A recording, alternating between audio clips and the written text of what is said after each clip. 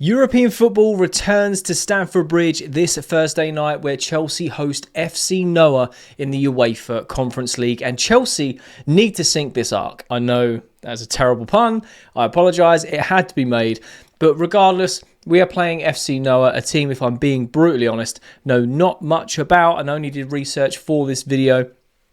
I know that their stadium only holds around 3,500 people, so I hope that they have a very good time at Stamford Bridge, and I hope that the Chelsea fans welcome them with open arms and we put on a show and secure the 3 points to stay top of the Conference League. Now in this video, we're going to go over the predicted 11 I think Enzo Maresca is going to select. I'm going to give my thoughts and opinions on the players that are playing and who I feel should play, and also how we could set up to secure the 3 points. Chelsea need to bounce back to winning ways after 2 very disappointing and lackluster performances. So can we get the 3 points against Noah? Let's find out. Let's get into this predicted 11. Starting off in goal, we are going with Jorgensen, Chelsea's cup competition goalkeeper.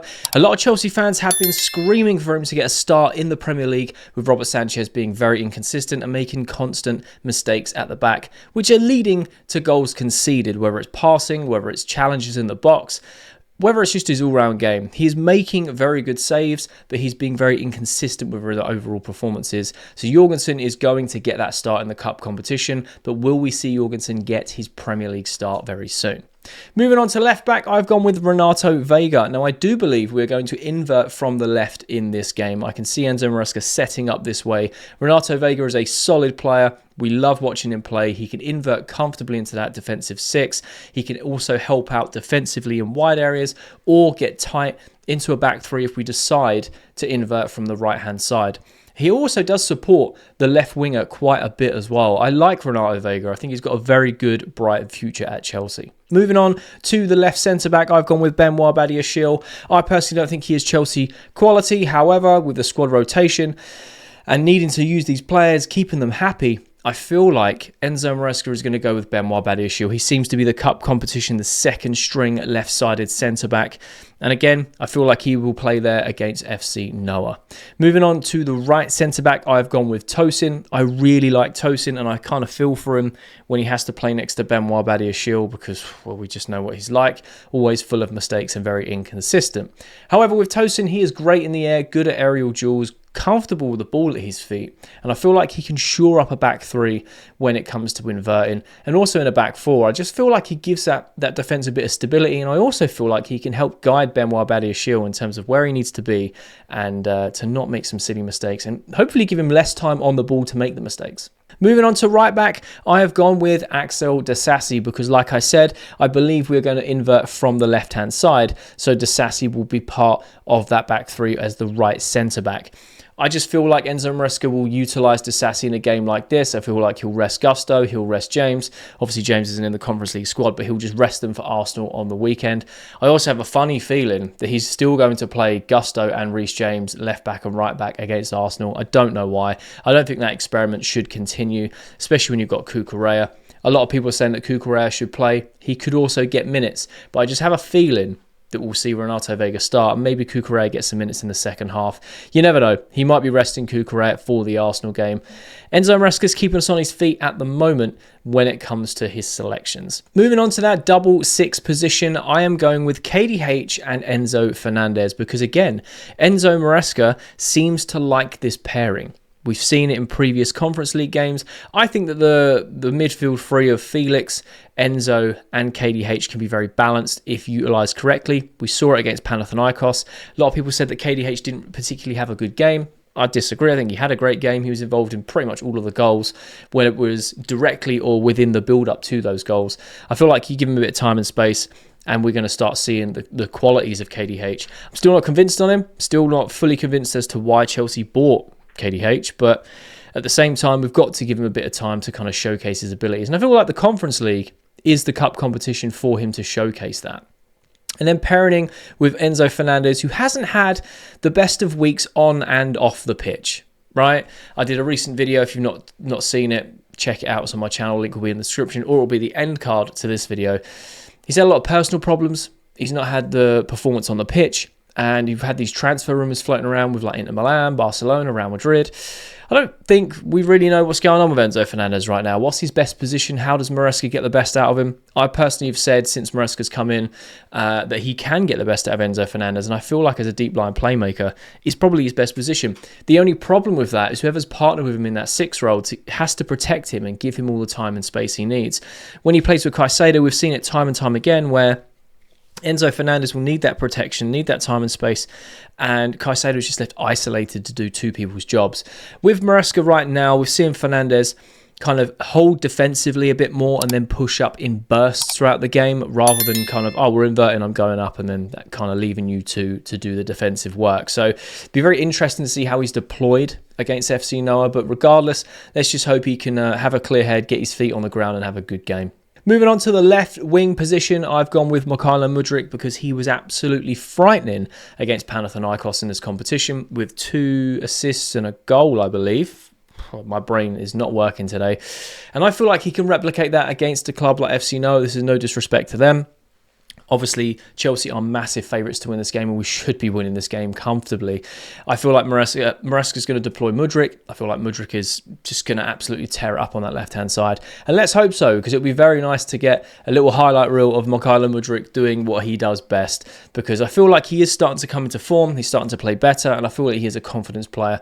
So it'll be very interesting to see how it plays out. Moving on to the number 10 position, I've gone with João Felix because obviously Cole Palmer is not in the squad. He's going to be rested, and João Felix is our number 10 for cup competitions.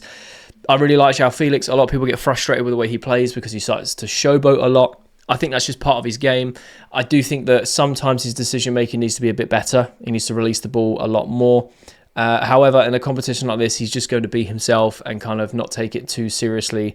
Not in a negative way, but more of in a way where he can just express himself as a footballer. He can get involved, he can have fun, and he can kind of keep his match fitness at a certain level, because we don't know what's going on with Cole Palmer. We don't know whether he's going to be injured for the Arsenal game, which means João Felix is going to be on call for that. So he needs to have a good game against FC Noah, kind of keep himself sharp. Hopefully he gets himself an assist, maybe a goal, you never know. I always look forward to watching João Felix play. So João Felix in the 10. Moving on to the right wing, I have gone for Pedro Neto. Now this could be Tyreek George sort of area. This could be Tyreek George's game to come through and shine. However, I feel like Enzo Maresca, regardless, is going to drop or rest Noni Madueke. We know that he really likes him on that right-hand side, and he's more than likely going to start against Arsenal. I personally feel like there is question marks over Noni Madueke, not in terms of is he good enough. I think he is good enough. I just feel like his run of form in recent games has been a bit questionable. I've stuck up for him and gave him credit for a lot of the defensive work he has been doing, because he's been doing a lot of that.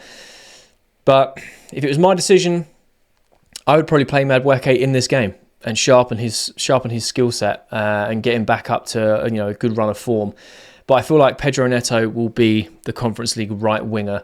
Now Jadon Sancho is ill, so he is out of the game against FC Noah, which is a shame because we've not seen him play in a little while. He picked up a knock in training. He's had this illness. And then he was obviously tied with the loan with Man United against them. So we've not seen him in a while. It would have been nice to see him stretch his legs against Noah. It's not to be. I wouldn't be mad if Tyreek George got a start. I feel like this is a perfect opportunity in a game like this for him to showcase his skills and get some game minutes under his belt. Like I said, European nights under the Stamford Bridge lights is something different. Now that leaves us with the Chelsea number 9. Who am I going to choose? Oh, I wonder. It's obviously going to be Christopher Nkunku. Nicholas Jackson is our main man for the Premier League games. Really rate Jackson this season, a transformed player, scoring and assisting a lot more consistently, becoming a lot more clinical with the chances he gets. Obviously, against United, he was missing. I saw him just chase after the goalkeeper. He was lacklustre in service. He didn't receive a lot. And when he did, he was just trying to make something out of nothing. But yeah, he will be rested, and no doubt he will start against Arsenal. And Christopher Nkunku will come in his place, who again is on form, scoring and assisting pretty much every time he plays. I genuinely love this from a Chelsea fan's perspective, because we have 2 forwards that are scoring and assisting every time they play. Like, having this competition is great, and I want Nkunku to be knocking on the door of Nicholas Jackson, because I want Nkunku to get Premier League minutes. He has played on rare occasions and scored or assisted.